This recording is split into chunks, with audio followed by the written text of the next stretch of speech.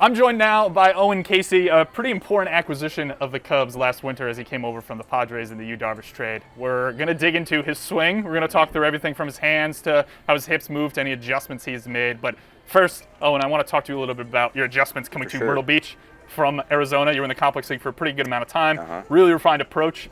You thought you should have been called up slightly earlier, but hey, you're here now you're mashing. So let's dig into, what was the biggest adjustment you had to make coming from Arizona to here?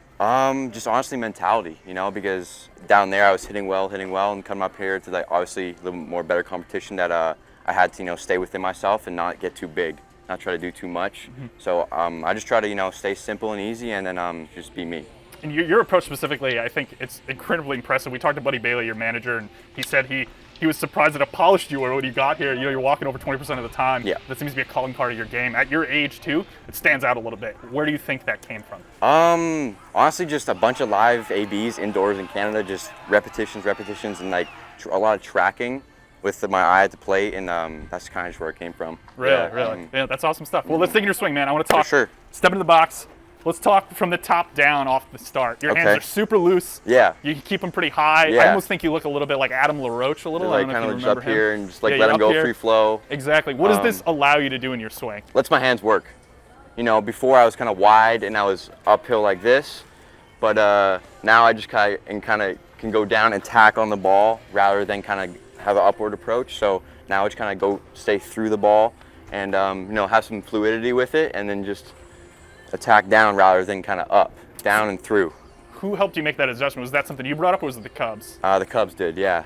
The Cubs did that. Because before I was struggling a little bit in spring training because I was kind of too much like this, so they just stood me up and they let me work down here rather than kind of, like I said, up, because as soon as you get the pro ball, the veto's there, and you can't hit pitches when you're trying to hit like this. You have to hit right through the ball. So it just staying taller allows me to stay through the ball more. And then from the top down, so talking hands into your load, you almost have a little bit of I don't want to call it a freeze up, but you very aggressively get into your load in terms of how you swing. Yeah, it's kind of like a 1, 2, then a go. It's kind of like a little hand hitch there. And I don't know where that came from. I've always had it. Really? It's just kind of stuck through everything. All the mechanical changes, it's kind of just always been there. I couldn't tell you where it came from. It just naturally had it, yeah. Yeah, I feel like if it's not broken, don't fix it, right? Exactly. That's got to be the mentality. So how about internal cues?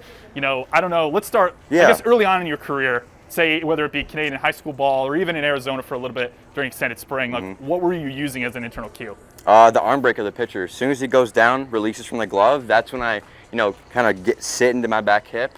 And then as soon as he comes around into the window, that's when I get going kind of. And then as soon as the ball releases is when I should be kind of moving forward. And if I'm not on time, I'm going to be late, and I know that. It's kind of a simple cue, so I get everything started as soon as the pitcher breaks his arm.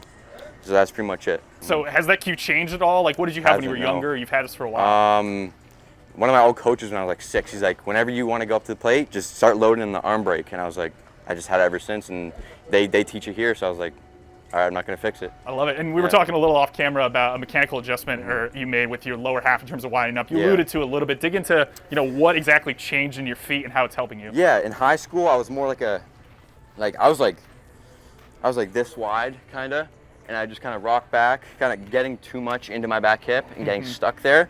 So once the Cubs saw that, they let me go for a little bit, see how I did. They kind of just stood me up right here, allowing me to sit into my back hip, not roll over, trying to just sit and then just go, moving forward rather than getting stuck in my back hip. Because if you're wide, it's hard for a taller guy to go back, forward, and then the hands go. If I'm tall, I can kind of just sit back and then go, rather than back and forth. How long did it take you to get comfortable with that setup?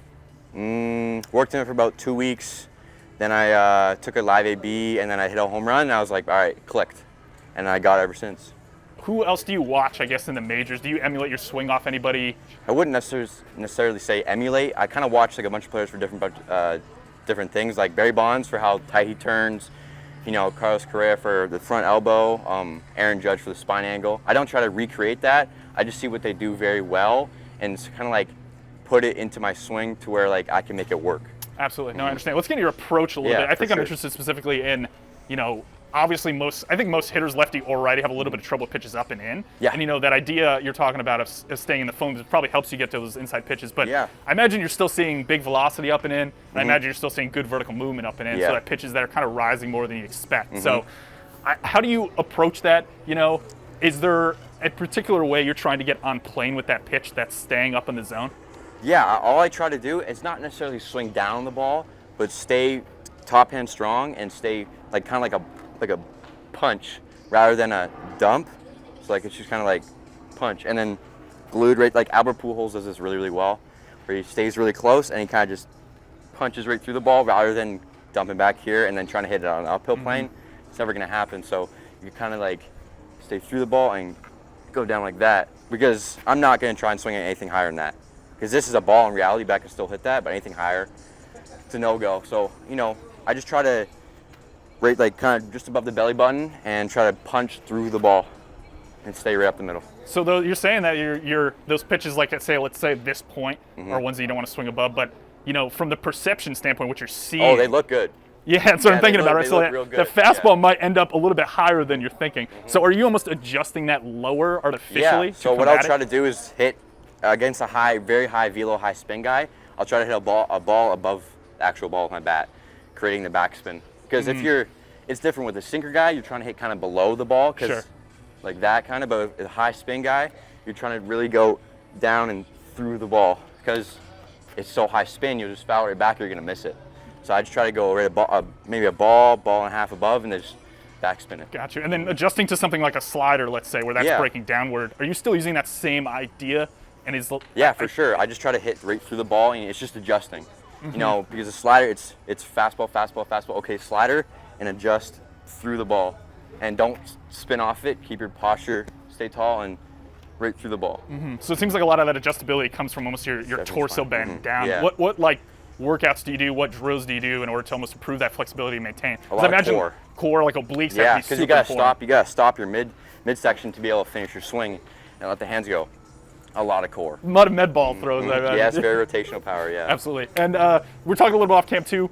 Your idea of approach, you're telling me, is literally just center field. Yeah, that's just straight center field, look middle, and adjust off that. Just hit it right through the pitcher's head. That's it. Then nothing more than that. Nope. So thinking forward, is there anything you almost expect to change? You know, is there something like you're thinking about? You know, down the road, maybe I run into this, and I wonder how I'm going to combat that. Yeah, I mean, I'm going to face power sinker guys that will start the ball at my front hip, and it'll end up right on the inside corner. That's just when I have to really stay really, really on the pitch and drive it to, and work through and drive it to center field. Because if I pull off those pitches, I'm just going to hook it into the bleachers, right? So, you know, and against like hard throwing lefties that throw a lot of hard two-seamers in on me, I'm gonna try and back up a little bit and work to left center field rather than pulling off. Because if you work middle, you can adjust in or out, kind of thing. All right, let's dig into just going forward, your goals. Like, what are you working on rest of the season? And then we'll jump into kind of like what you're working on in the off season too. Rest of the season, I want to obviously just elevate my game in any way possible: base running, fielding, hitting. Off season, I'll be in Arizona at the facility. You know, just training, getting bigger, more flexible, just working on any part of my game that I can. You gonna go back to Canada at all? I think December. Good, that'll be good. It's gonna be cold. It is gonna be very You're cold, probably used to the cold. Oh yeah. So you played in Canada with a travel team called Fieldhouse, I believe it is. I did, yeah. And I got a little dirt. So one of the guys told me there that your nickname was Orange Juice. Yeah, orange crush and orange juice. Yeah. Does anyone here know that nickname? Do you like the nickname? Not here. I don't mind it. I don't really care. But not here. No one knows it here. Yeah. Okay, I'll have to tell somebody. I like juice. I think just juice sounds juice? better. Okay. Yeah, that could work. Yeah, I appreciate the time, Owen. Yeah, We're excited to see you come through the Cub system. Thank you.